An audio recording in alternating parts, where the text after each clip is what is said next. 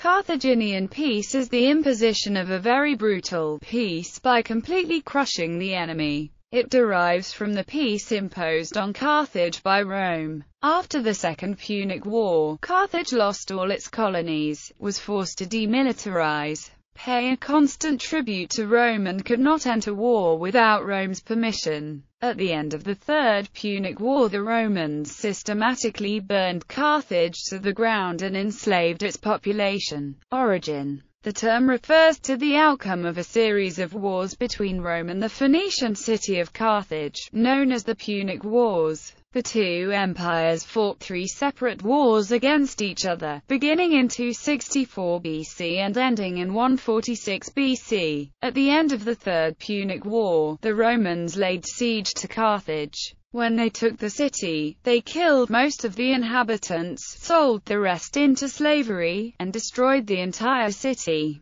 Some modern accounts say they plowed over the city and sowed the ground with salt, but this is not supported by ancient sources. By extension, the term Carthaginian peace can refer to any brutal peace treaty demanding total subjugation of the defeated side. Modern use of the term is often extended to any peace settlement in which the peace terms are overly harsh and designed to perpetuate the inferiority of the loser. Thus many deemed the post-World War I Treaty of Versailles to be a Carthaginian peace. The post-World War II Morgenthau Plan might be described as a Carthaginian peace, as it advocated the pastoralization of Germany following her 1945 defeat in World War II. The Morgenthau Plan was dropped in favor of the Marshall Plan. General Lucius D. Clay, deputy to General Dwight D. Eisenhower, who in 1945 was military governor of the